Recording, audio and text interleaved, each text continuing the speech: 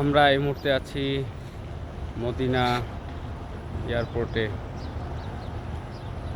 আজকে 22 অক্টোবর 2024 সাল।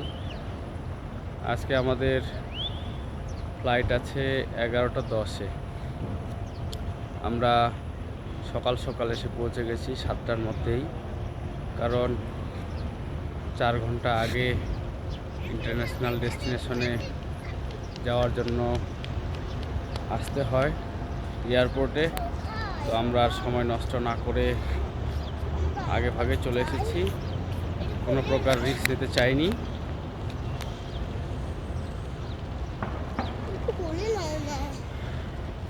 আমরা মক্কায় 10 দিন ছিলাম, মদিনায় 5 দিন ছিলাম, 15 দিন। আজকে 16তম দিনে আমরা ঢাকার উদ্দেশ্যে ব্যাক করছি।